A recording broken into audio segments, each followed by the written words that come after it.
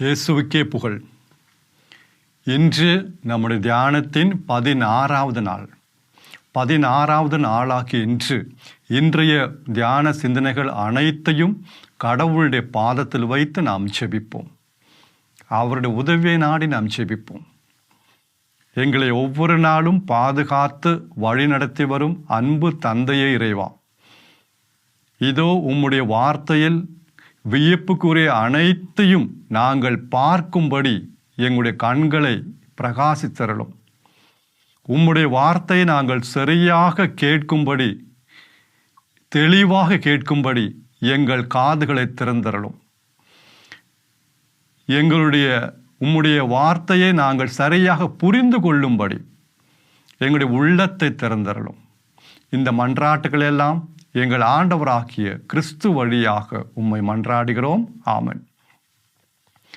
இயேசுவில் அன்பார்ந்த சகோதர சகோதரிகளே, இன்று நாம் நம்முடைய தியானத்தின் 16வது நாளில் நாம் இருக்கிறோம். நாம் இந்த தியானிப்பது ரோமருக்கு எழுதிய திருமுகம், பவுலடிகளார் ரோமருக்கு எழுதிய திருமுகத்தை ஆழமாக தியானித்து வருகிறோம். இந்த கடிதத்தை பவுலடிகளார் தாமே பல பகுதிகளாக பிரித்திருக்கிறார்.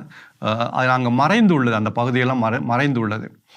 நேற்று தினம் நாம் 3வது பகுதியை முடித்தோம். 3வது பகுதி கடவுள் மனிதரை ஏற்புடையராக்கும் முறை. அந்த 3வது பகுதியை நாம் சொல்லி முடித்தோம். அருமையான பகுதி. அதை நீங்கள் மனதில் வைத்திருப்பீர்கள் என்று நான் நினைக்கிறேன். வேற ஒன்றும் இல்லை. அன்பார்ந்தவர்களே, இந்த 4வது பகுதிக்கு நாம் வருகிறோம். இந்த 4வது பகுதி எதை குறித்து என்று நாம் தியானிக்க வேண்டும். இந்த 4வது பகுதி அடுத்து நம்முடைய வாழ்க்கை, பிராக்டிக்கல் லைஃப், நம்முடைய வாழ்க்கை எவ்வாறு இருக்க வேண்டும், நம்முடைய வாழ்க்கை எவ்வாறு அமைய வேண்டும், அதை குறித்து தான் நாம் தியானிக்க போகிறோம். அதாவது கடவுள் நம்மை ஏற்புடையர் ஆக்கி விட்டாரு. அப்போ நமக்கு ஒரு கேள்வி, ஆனால் என்னுடைய வாழ்க்கை அப்படி இல்லையே. கடவுள் என்னை நீதிமானாக சொல்லிவிட்டாரு, ஆக்கி விட்டாரு. அல்லது இயேசுடைய தூய்மை ஒரு போர்வையாக என் மேலே விழுந்தது.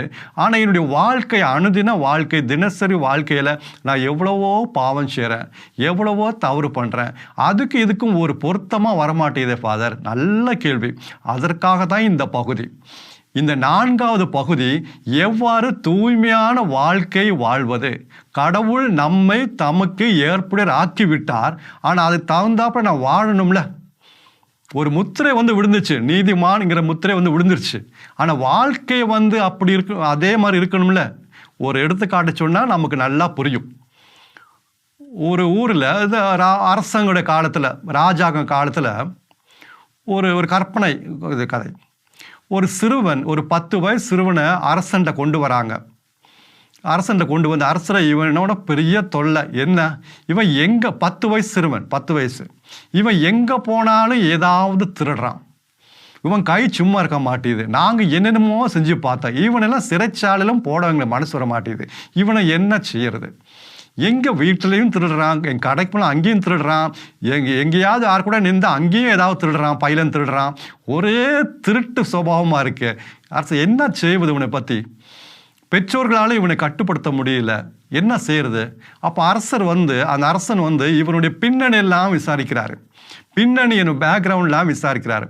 விசாரித்த பிறகு மந்திரியை கூப்பிட்டு அவருடைய ஒரு எண்ணத்தை, உள்ளத்தில் இருக்கிற ஒரு எண்ணத்தை வெளிப்படுத்துறாரு. மந்திரிட்ட சொல்றாரு, இங்கே பாரு, எனக்கு குழந்தை இல்லைன்னு உங்களுக்கு எல்லாத்துக்கும் தெரியும். எனக்கும் வயசாயிட்டு போகுது. எனக்கு பிள்ளைங்களே கிடையாது.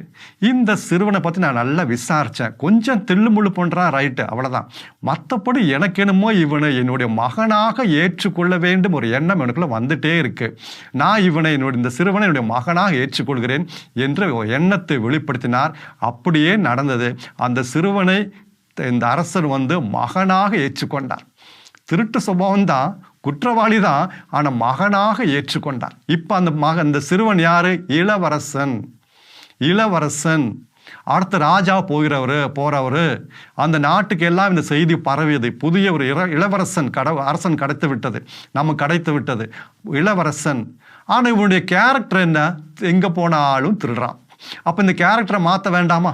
இளவரசனா அந்த பதவிக்கு தகுந்தாப்புல வாழ வேண்டாமா? அப்போ அதுக்கு அவனுக்கு ட்ரைனிங் கொடுக்குறாங்க. இது ஒரே நாள நடக்காது. அன்பார்ந்த சகோதர சகோதரிகளே, கடவுள் நம்மை தமக்கு ஏற்புடையர் ஆக்கிவிட்டார், நீதிமானாக சொல்லிவிட்டார், முத்திரை குத்துவிட்டார். அப்படிதான் சொல்ல, முத்திரை குத்துவிட்டார். நம்முடைய வாழ்க்கை அதே போல வாழணும்ல, ஒரு தூய்மையான வாழ்வு. அதுதான் இந்த பகுதி. எவ்வாறு ஒரு தூய்மையான வாழ்க்கை வாழ்வது, சாங்டிஃபிகேஷன். இந்த பகுதிக்கு ஆங்கிலத்தில் சாங்டிஃபிகேஷன். இந்த பகுதி எங்கிருந்து ஆரம்பிக்குது?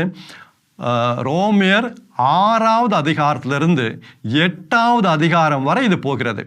ரோமையர் 6வது அதிகாரத்திலிருந்து 8வது அதிகாரம் வரை இது போகிறது. 3 அதிகாரங்கள். எப்படி நாம் தூய்மையான வாழ்க்கை வாழ்வது? 6வது அதிகாரத்தில் நம்ம இன்றைக்கு தொடங்க போகிறோம்.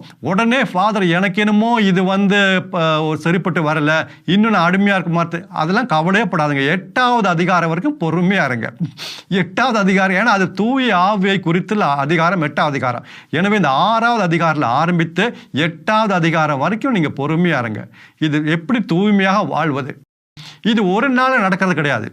அன்பாக இந்த வித்தியாசம் நாம் தெரிந்து கொள்ள வேண்டும். கடவுள் நம்மை தமக்கு ஏற்புடையர் ஆக்குவது ஒரு நிமிஷத்தில் நடந்துச்சு. எப்போ நான் இயேசு கிறிஸ்துவை மீது நம்பிக்கை வைத்தேனோ, என்னுடைய பாவங்களுக்காக அவர் மரித்தார் என்றும் என்னுடைய தண்டனை அவர் ஏற்றுக்கொண்டார் என்றும் நம்பிக்கை வைத்தேனோ, அப்பவே கடவுள் என்னை தமக்கு ஏற்புடையர் ஆக்கினார். கடவுளுடைய இயேசுடைய நீதி என் மேலே வந்து விழுந்துச்சு. ஆனால் தூய்மையாக வாழ்வது என்பது ஒரு நிமிஷத்தில் நடக்கிறதல்ல, ஒரு நாள் நடக்கிறதில்ல. இது ஒவ்வொரு நாளும் நடக்கக்கூடியது. டே பை டே, ஒவ்வொரு நாளும் நாம் தூய்மையை நோக்கி பயணம் செய்கிறோம்.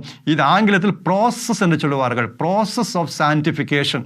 Sanctification is a process. ஒரு நாள் நடக்கிறது கிடையாது. ஒவ்வொரு நாளும் நாம் தூய்மையை நோக்கி நாம் நடந்து செல்கிறோம். ஆனால் இப்போ அதை பற்றி நாம் அழகாகவும் தியானிக்க போகிறோம். அந்த வார்த்தை வந்தது, ஆழமாகவும் அழகாகவும் தியானிக்க போகிறோம். அன்பார்ந்தவர்களே, 6வது அதிகாரத்துக்கு வருவோம். இந்த 6வது அதிகாரத்தில் முதல் வசனம், அது அருமையான வசனம். ஒரு சந்தேகத்தோட, யூதர்களுக்கு எப்பவுமே சந்தேகம், உங்களுக்கு தெரியும். அந்த சந்தேகத்தோட பவுலடிகளார் தொடங்குறார் ஒரு கேள்வியோட. என்ன கேள்வி? அருள் பெறுவதற்காக அப்போ நம்ம அதிகமாக பாவம் செய்யலாமே, பாவத்தில் நிலைந்து இருக்கலாமே? இந்த கேள்வி பின்னாடி நாம் தெரிஞ்சுக்கணும். அருள் அதிகமாக பெறுவதற்காக அப்போ நம்ம பாவத்திலேயே தொடரலாமே, பாவத்திலே தொடரலாமே? இந்த கேள்வி எங்கிருந்து வருது? நேற்று நாம் தியானித்த அந்த சிந்தனையிலிருந்து வருது. ரோமையர் 5வது அதிகாரம் 20வது வசனத்திலிருந்து வருது. ரோமையர் 5வது அதிகாரம் 20வது வசனம். பாவம் பெருகும் இடத்தில் கடவுளுடைய அருள் அதிகமாக பொங்கி வழியும். நாம் நேற்றெல்லாம் பார்த்துட்டோம், அதை ரிப்பீட் பண்ணுற போகிறது கிடையாது. அப்படி அர்த்தம்லாம் நேற்று பார்த்தோம். பாவம் பெருகும் இடத்தில் கடவுளுடைய அருள் இன்னும் அதிகமாக பொங்கி வழியுமா? அப்போ அதிலிருந்து இவர்களுக்கு சந்தேகம். அப்போ பாவம் பெருக பெருக அருளின் அதிகமாக பெருகுமா?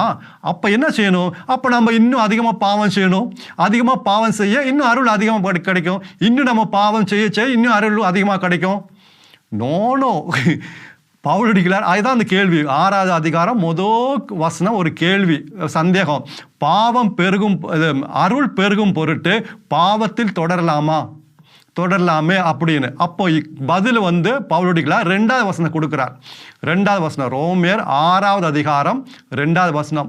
ஒருபோதும் கூடாது, ஒருபோதும் கூடாது. நோ, அப்படி செய்யவே கூடாது. ஏன் செய்யக்கூடாது? பாவத்தை பொறுத்த மட்டில் நாம் செத்தவர்கள். பாவத்தை பொறுத்த மட்டில் நீங்களும் நானும் செத்தவர்கள். அப்புறம் எப்படி நான் பாவ வாழ்க்கையை வாழ முடியும்? அப்புறம் எப்படி நான் பாவத்தில் தொடர முடியும்? பாவத்தை பொறுத்தபடி நாம் செத்தவர்கள் ஆயிட்டோமே. அப்போ சந்தேகம், இது என்ன? பாவத்தை பொறுத்து நம்ம செத்தவர்கள், இனி நான் பாவம் செய்கிறேன்னு. பாவத்தை பொறுத்து செத்தவன என்ன அர்த்தம்? அதைத்தான் 3வது வசனத்திலிருந்து தெளிவாக அதுக்கு விளக்கம் கொடுக்குறாரு. ரோமையர் 6வது அதிகாரம் 3வது வசனத்திலிருந்து அந்த விளக்கத்தை அவர் கொடுக்கிறாரு. 3வது வசனத்துக்கு வருவோம். நீங்கள் கவலையே படாதீங்க, கவனிங்க, திருப்பி இதை வாசிங்க, போட்டு கேளுங்க, அவ்வளோதான். 3வது வசனம் அந்த விளக்கத்துக்கு ஆரம்பிக்கிறாரு. திருமுழுக்கினால் கிறிஸ்துவோடு இணைந்த நாம் அவருடைய சாவிலும் இணைந்திருக்கிறோம் என்பது உங்களுக்கு தெரியாதா? திருமுழுக்கு ஞானஸ்நானம். திருமுழுக்கினால் கிறிஸ்துவோடு இணைந்திருக்கும் நாம் அவருடைய சாவிலும் அவரோடு இணைந்திருக்கிறோம் என்பது உங்களுக்கு தெரியாதா? அருமையான கேள்வியோடு இவர் முடிக்கிறாரு. அவங்க அப்படிதான் கேட்குறாங்க, இவரும் இப்படி கேட்குறாரு. உங்களுக்கு தெரியாதா இதெல்லாம்? இதாங்க பெரிய பிரச்சனை. நமக்கு பல காரியங்கள் தெரிய மாட்டேங்குது, பல காரியங்கள் தெரிய மாட்டேங்குது. இதனால் நம்முடைய வாழ்க்கையில் அது குறிப்பிட்ட கிறிஸ்தவ வாழ்க்கையில் எவ்வளோ பெரிய பிரச்சனைகள். ஓசேயா ஆகமம் 4வது அதிகாரம் 6வது வசனம். ஓசேயா ஆகமம் 4வது அதிகாரம் 6வது வசனம். என் மக்கள் அறிவின்மையால் அழிந்து போகிறார்கள், என்னுடைய மக்கள் அறிவின்மையால் அழிந்து போகிறார்கள். அதாவது my people are been destroyed because lack of knowledge. Because lack of knowledge. தெரிந்து கொள்ள வேண்டிய பல காரியங்கள் தெரியாதனால அவங்க அழிந்து போகிறார்கள். அப்போ பவுலடிகளார் கேட்கிறாரு, உங்களுக்கு தெரியாதா? திருமுழுக்கினால் கிறிஸ்துவோடு இணைந்த நாம் அவருடைய சாவிலும் நாம் இணைந்திருக்கிறோம் என்பது உங்களுக்கு தெரியாதா? அன்பானவர்களே, என்ன அர்த்தம்? அதாவது கிறிஸ்து நமக்காக மரித்தார் எல்லாம் தெரியும். அது பேபி கிளாஸ், எல்கேஜி. இன்னைக்கு நிறைய பேர் கிறிஸ்தவங்க இதைத்தான் பிடிச்சிட்டு இருக்காங்க. நல்லதுதான், தொடக்கத்தில் இதை தெரிந்து கொள்ளணும். கிறிஸ்து எனக்காக மரித்தார், இயேசு எனக்காக சிலுவையில் மரித்தார், கரெக்டு. எல்கேஜி. கொஞ்சம் உயர்ந்த நிலைக்கு நாம் வருவோமே. கிறிஸ்துவோடு நானும் மரித்தேன். கிறிஸ்து சிலுவையில் மரித்த பொழுது நானும் அவரோடு மரித்தேன். அவர் அடக்கப்பட்ட பொழுது நானும் அடக்கப்பட்டேன். அவர் உயிர்த்தெழுந்த பொழுது நானும் அவரோடு உயிர்த்தெழுந்தேன். இந்த மாபெரும் சத்தியம் இன்றைக்கு பல கிறிஸ்தவர்கள் அறியாமல் இருக்காங்க. அதுதான் பவுலுடைய கேட்கிறார், உங்களுக்கு தெரியாதா? அன்பாக, கிறிஸ்து மரித்த பொழுது நாம் அனைவரும் மரித்தோம். கிறிஸ்து இறந்த பொழுது நாம் அனைவரும் இறந்தோம். 2 கொரிந்தியர் 5வது அதிகாரம் 14வது வசனம். 2 கொரிந்தியர் 5வது அதிகாரம் 14வது வசனம். அங்கே பவுலடிகளார் 2வது பகுதியை சொல்றாரு, கிறிஸ்து நமக்காக இறந்தார், நாம் அனைவரும் அவரோடு இறந்தோம். கிறிஸ்து நமக்காக மரித்தார், நாம் அனைவரும் அவரோடு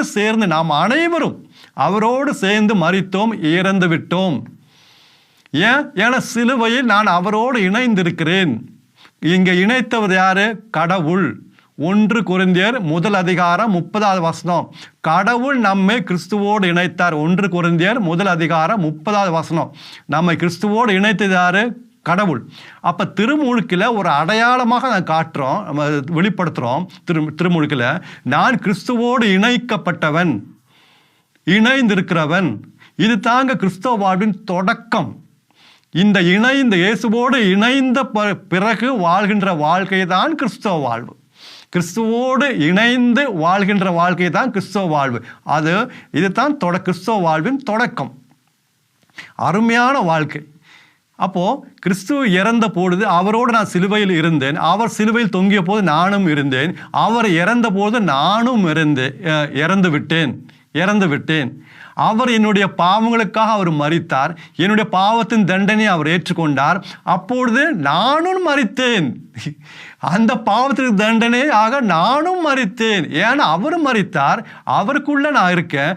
அப்போ அவர் மரித்த போது நானும் மரித்தேன். கடவுள் அப்படிதான் பார்க்கிறாரு. நானும் மரித்தேன். இனி பாவத்திற்கு என் மீது அதிகாரம் கிடையாது. பாவத்தோட தண்டனை நான் ஏற்றுக்கொண்டு விட்டேன். எப்படி? கிறிஸ்து மரித்த பொழுது நானும் இறந்து விட்டேன். இப்பொழுது அந்த பாவத்திற்கு என் மேல எந்த அதிகாரம் கிடையாது. அதுதான் பாவத்தை பொறுத்த மட்டும் நீங்கள் செத்தவர்கள் என்று உங்களுக்கு தெரியாதா? அப்புறம் எப்படி பாவத்திலே தொடரலாம்? அதாவது பாவத்துக்குரிய எல்லா தண்டனையும் கிறிஸ்து நிறைவேற்றி விட்டாரே. இனி பாவத்திற்கு என் மேல் அதிகாரம் கிடையாது. இனி எப்படி நீங்கள் பாவத்தில் தொடரலாம்? அப்போ 3வது வசனம் மீண்டும் கூறுகிறேன். திருமுழுக்கினால் கிறிஸ்துவோடு இணைந்த நாம் அவருடைய சாவிலும் இணைந்திருக்கிறோம் என்பது உங்களுக்கு தெரியாதா? தெரியாதா? இந்த மாதிரி 3 விஷயங்கள் தெரிந்து கொள்ள வேண்டும் இந்த அதிகாரத்தில். அதை நாம் தெரிந்து கொள்வோம். 3வது வசனம், ரோமர் 6வது அதிகாரம் 3வது வசனம். இது கிறிஸ்துவோடு நாம் இணைந்திருக்கிறோம், அவர் இறந்த போது நாமும் இறந்து விட்டோம். இது முதலாவது நாம் அறிந்து கொள்ள வேண்டியது. 2வது நாம் தெரிந்து கொள்ள வேண்டியது 6வது வசனம். 6வது அதிகாரத்தில், ரோமர் 6வது அதிகாரத்தில் 6வது வசனம். இனி பாவத்திற்கு அடிமைகளாக இராதபடி நம்முடைய பழைய மனித இயல்பு சிலுவையில் அறையப்பட்டுள்ளது. நம்முடைய பழைய மனித இயல்பு சிலுவையில் அறையப்பட்டுள்ளது. எனவே நம்முடைய பழைய பாவத்திற்கு உட்பட்டு இருந்த அந்த பழைய மனித இயல்பு அழிந்து போய்விட்டது என்பது நமக்கு தெரியுமே. அப்போ நம்முடைய பழைய மனித இயல்பு சிலுவையில் அறையப்பட்டு விட்டதாம். இது என்ன நம்முடைய பழைய மனித இயல்பு? ஆங்கிலத்தில் ஓல்டு மேன் என்று சொல்வார்கள், அது ஓல்டு செல்ஃப் என்று சொல்வார்கள், ஓல்டு மேன் என்று சொல்வார்கள். ஓல்டு செல்ஃப் ஒரு ஓல்டு மேன், பழைய மனித இயல்பு. அன்பானவர்களே, ஒரு காலகட்டத்தில் இந்த உலகத்தில் நாம் அனைவரும் பாவத்திற்கு அடிமைகளாக இருந்தோம். நீங்கள் நம்புறீங்களா? நான் நம்புறேன். ஏன்னா பைபிள் சொல்லுது. எங்க சொல்றது? எபேசியர் 2வது அதிகாரம் 3வது வசனம். எபேசியர் லெட்டர் டு தி எபேசியன்ஸ், எபேசியர் 2வது அதிகாரம் 3வது வசனம்.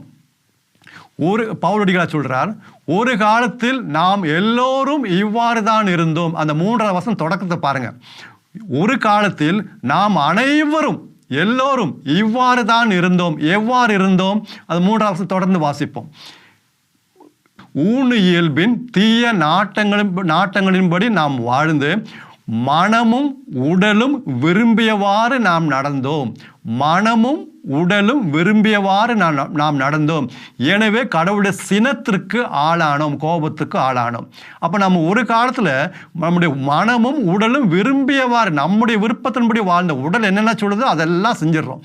மனம் என்னென்ன சொல்லுதோ, என்னென்ன இன்பம் கேட்குதோ அதெல்லாம் நான் கொடுத்துட்றோம். நம்முடைய இச்சையின்படி நாம் வாழ்ந்தோம். ஒரு காலத்தில் நாம் அனைவரும் இப்படிதான் இருந்தோமா? இதுதாங்க நம்முடைய பழைய மனித இயல்பு. என்ன ஃபாதர், நாங்கள் அப்படி இல்லையே. நான் நம்புறேன், ஏன்னா பைபிள் சொல்லுது. பைபிள் சொல்றதுனால நான் நம்புறேன். இயேசு இறந்தாருன்னு உங்களுக்கு எப்படி தெரியும்? பைபிள் எழுதிருக்கு ஃபாதர். இயேசு அடக்கப்பட்டார்னு உங்களுக்கு எப்படி தெரியும்? பைபிள் எழுதிருக்கு ஃபாதர். இயேசு உயிர்த்தார்னு உங்களுக்கு எப்படி தெரியும்? பைபிள் எழுதிருக்கு ஃபாதர். இதுவும் பைபிள் எழுதிருக்கு. நம்முடைய பழைய மனித இயல்பு சிலுவையில் அறையப்பட்டு விட்டது. ஒரு காலத்தில் நாம் பாவத்திற்கு அடிமையாக இருந்தோம். நமக்கு இப்போ தெரிய மாட்டேது. ஒரு காலத்தில் இப்படி தான் இருந்தோம்னு இறை வார்த்தை கடவுள் சொல்லுகிறார். அந்த எபேசியர் 2வது அதிகாரம் முதல் வசனத்திலிருந்தே வாசிச்சு பாருங்க. எபேசியர் 2வது அதிகாரம் முதல் வசனத்திலிருந்து 3வது வசனத்தை வாசிங்க. குற்றங்களாலும் பாவங்களாலும் இறந்தவர்களாக நாம் இருந்தோம். கடவுள் நம்மை உயிர்ப்பித்தார். உலகத்தின் போக்கின்படி நாம் வாழ்ந்தோம்.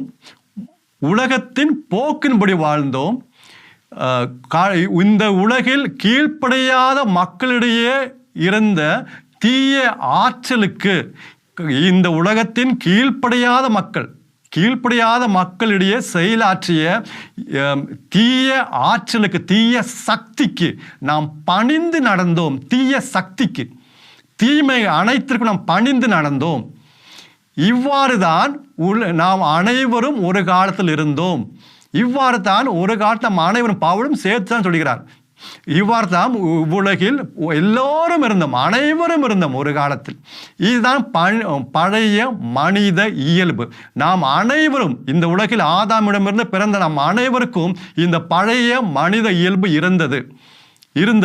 இந்த பழைய மனித இயல்பு பாவத்திற்கு அடிமைகளாக, எப்பொழுதும் பாவத்திற்கு அடிமைகளாக இருந்த நாம், ஒரு முறை கூட கடவுளுக்கு பணிந்து இருக்காம எப்பொழுதும் அடிமையாக இருந்த நாம், இந்த பழைய மனித இயல்பு இயேசு சிலுவையில் அறையப்பட்ட பொழுது இந்த பழைய மனித இயல்பும் அறையப்பட்டது. நன்றி நன்றி நன்றி நன்றி. என்னுடைய பழைய மனித இயல்பும் அறையப்பட்டது. ஓல்டு செல்ஃப், ஓல்டு மேன் அறையப்பட்டது. அது மாதிரி எவ்வளோ பெரிய நற்செய்திங்க இது. இது நமக்கு தெரியுமேங்கிறார் பவுலடிகளார். இது நாம இத்தனை நாளாக தெரியலையே. இது நம்ம எல்கேஜிலே இருந்தோமே. இப்போ எவ்வளோ பெரிய சத்தியத்தை, உண்மையை அவர் வெளிப்படுத்துகிறார் தூய ஆவியின் வெளிப்பாட்டினால். அன்பானவர்களே, இது நாம் தெரிந்திருக்குமா? இது 2வது நாம் தெரிந்திருக்க வேண்டியது இதுதான். அது 6வது வசனம். அப்போ 3வது வசனத்தில் நாம் தெரிந்திருக்க வேண்டிய உண்மை நாம் பார்த்தோம். 6வது வசனத்தில் 2வது உண்மை நாம் தெரிந்திருக்க வேண்டியது பார்த்தோம். பழைய மனித இயல்பு சிலுவையில் அறையப்பட்டுள்ளது. அப்படின்னா என்ன அர்த்தம்? இனி நாம் பாவத்திற்கு அடிமைகளாக இருக்க தேவையில்லை. அந்த பழைய மனித இயல்பு பாவத்திற்கு அடிமைகளாக இருந்தது. இனி பாவத்திற்கு என் மேல அதிகாரம் கிடையாது. அதுதான் அதோடைய விளைவு தான், வேற ஒன்றும் இல்லை. இனிமேல் பாவத்திற்கு என் மேல அதிகாரம் கிடையாது, எஜமான் கிடையாது. இப்போ நான் எந்த பாவ சோதனை வந்தாலும் நான் நோ என்று சொல்லக்கூடிய அந்த வல்லமை நான் பெற்றுவிட்டேன். ஏன்னா என்னுடைய பழைய மனித இயல்பு சிலுவையில் அறையப்பட்டு விட்டது. இனி பாவத்திற்கு என் மேல அதிகாரம் கிடையாது. அன்பான சகோதர சகோதரிகளே, பவுலடிகளார் கலாத்தியர் 2வது அதிகாரம் 20வது வசனத்தை சொல்லுவார். கலாத்தியர் 2வது அதிகாரம் 20வது வசனத்துல, நான் சிலுவையில் அறையப்பட்டுள்ளேன், இனி வாழ்வது நான். எல்லாம் இந்த இனிலேருந்து ஆரம்பிக்கிறாங்க, அதுக்கு முன்னாடி வந்து பார்க்க மாட்டாங்க. நான் சிலுவையில் அறையப்பட்டுள்ளேன், இனி வாழ்வது நான் அல்ல, என்னில் கிறிஸ்து வாழ்கிறார். அப்புறம் 21வது வசனம். இது எப்படி பவுலுடைய உங்களுக்கு எப்படி தெரியும்? நீங்க எப்படி வாழ்றீங்க, நீங்க வாழல, கிறிஸ்து வாழ்றீங்க எப்படி உங்களுக்கு தெரியும்? 21வது வசனம்.